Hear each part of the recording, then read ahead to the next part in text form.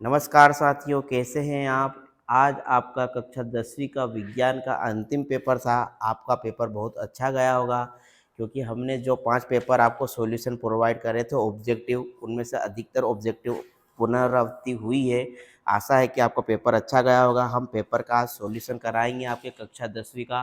तो जिस तरह से आपको दिख रहा होगा, विज्ञान साइंस इसका प्रथम क्वेश्चन है आपका, सत्य असत्य बताइए। तो हमारे शरीर में रसायनों का सर्वाधिक मात्रा में संचित होना जैव आवर्धन कहलाता है, तो आपका सत्य आएगा। हरे विद्युत रोधन वाला तार प्राय विद्युतमय तार होता है, तो आपका असत्य होगा। प्रतिरोध का ऐसा मात्रक ओम होता है, तो यह आपका सत्य होगा। निकट दृष्टि दोष को उत्तल लेंस द्वारा संशोधित किया जाता है, तो यह आपका असत्य होगा। फिर नेक्स्ट क्वेश्चन है, विरल माध्यम में प्रकाश की चाल सघन माध्यम की अपेक्षा अधिक होती है, तो यह आपका क्या होगा? सत्य। फिर असंतृप्त हाइड्रोकार्बन से सामान्यतः स्वच्छ ज्वाला निकलती है, तो यह आपका क्या आएगा? असत्य। इस तरह से आपका पहला सत्य, दूसरा असत्य, तीसरा सत्य, चौथा असत्य, पांचवा सत्य, छठा असत्य, 1 बाय 1 सत्य असत्य चल रहा है। अभी तक आपने हमारे चैनल को लाइक नहीं किया तो कर दीजिए, क्योंकि हम आपके लिए पूरी एग्जाम में आईएमपी क्वेश्चन और पेपर का सॉल्यूशन लेकर आए हैं। अब आते हैं हम सही जोड़ी पर। ऑक्सीजनित रक्त, तो इसके सामने आपका डी आएगा, धमनी। फिर है वी ऑक्सीजनित रक्त, तो इसके सामने आपका सी आएगा, सिरा। द्विलिंगी पुष्प, इसके सामने आपका आएगा एफ, गुड़हल। फिर एक लिंगी पुष्प, इसके सामने आपका ई आएगा, पपीता। फिर संतरा के सामने आपका बी आएगा, सिट्रिक एम्ल। फिर लास्ट वाला है चींटी का डंक, तो इसमें आपका आएगा ए, मेथेनोइक अम्ल। इस तरह से हमने मैच द कॉलम देखी। अब हम नेक्स्ट क्वेश्चन देखने जा रहे हैं, थर्ड वाला। एक शब्द या वाक्य में उत्तर। Ca और Cl2 यौगिक का प्रचलित नाम लिखिए, तो इसका आएगा आपका ब्लीचिंग पाउडर। कौन सी एक धातु आसानी से संक्षारित नहीं होती है, तो आपका इसमें आएगा सोना। मिश्र धातु क्या है, तो दो या दो से अधिक धातुओं या धातुओं का मिश्रण क्या कहलाएगा? आपका मिश्र धातु कहलाएगा। फिर हमारे मस्तिष्क का कौन सा भाग सुगंध का पता लगाता है, तो मध्य मस्तिष्क सुगंध का पता लगाता है, इसे घ्राण क्षेत्र भी कहते हैं मस्तिष्क का। फिर अगला क्वेश्चन है, दो तंत्रिक कोशिकाओं न्यूरॉन के मध्य अंतर्ग्रंथन सिनेप्स में कौन सी क्रिया होती है, तो अंतर्ग्रंथन में रासायनिक संकेत संचरित होते हैं। विद्युत शक्ति का व्यापारिक मात्रक क्या है, तो किलोवाट घंटा, kWh। इस प्रकार से हमने थर्ड क्वेश्चन सोल्व करा।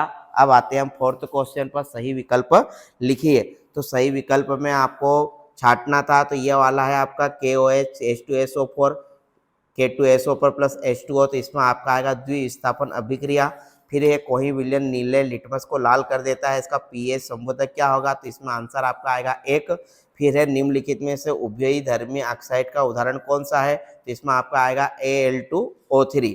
फिर है आपका अगला क्वेश्चन, मस्तिष्क उत्तरदायी है तो किसका? सोचने के लिए, हृदय स्पंदन के लिए, शरीर के संतुलन को बनाने के लिए, तो इसमें आपका आंसर आएगा उपरोक्त सभी। फिर नेक्स्ट क्वेश्चन है, निम्नलिखित में से कौन मानव में मादा जनन तंत्र का भाग नहीं है, तो शुक्रवाहिका।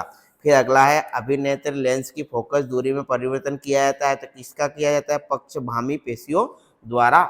ठीक इस तरह से हमने सही विकल्प का सॉल्यूशन देखा। अब लास्ट वाला क्वेश्चन बचा है। अभी तक आपने कमेंट और लाइक नहीं किया है तो कर दीजिए, क्योंकि हम इसी तरह आपके लिए कक्षा 11वीं के पेपर और मोस्ट टाइम पे क्वेश्चन और कक्षा 11वीं का मैथ्स आपको पढ़ाएंगे, तो इस चैनल को सब्सक्राइब तो आपको बनता है। फिर आते हैं हम, रिक्त स्थान की पूर्ति कीजिए। दो बिंदुओं के बीच विभवांतर, तो इसमें आपका आएगा वोल्टमीटर नामक यंत्र द्वारा किया जाता है। प्रकाश के अवयवी वर्णों में विभाजन को क्या करते हैं? वर्ण विक्षेपण कहते हैं।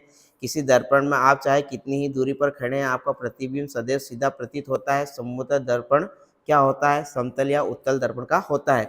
डीएनए का वह भाग जिससे किसी प्रोटीन का संश्लेषण के लिए सूचना होती है, उस प्रोटीन को क्या कहलाता है? तो जीन कहलाता है। फिर अगला है, में अलैंगिक जनन मुकुलन द्वारा होता है, तो इसमें आपका आएगा यीस्ट। फिर है, पीयूष ग्रंथि द्वारा वृद्धि हार्मोन स्रावित होता है, तो यहाँ पर आएगा पीयूष ग्रंथि। इस तरह से हमने कक्षा 10वीं के विज्ञान के पेपर का सॉल्यूशन किया। मिलते हैं अपन लाइव पेपर के सॉल्यूशन के साथ। जय हिंद, जय भारत। अपना ध्यान रखिए और गर्मी की छुट्टियों को सेलिब्रेट और एंजॉय कीजिए। और इसी गर्मी की छुट्टी में आप ये डिसाइड कर लीजिए कि मेरे को क्या लेना है अगले साल। आशा है कि आप मैथ्स सब्जेक्ट लेंगे और मैं आपको पढ़ाऊंगा। धन्यवाद।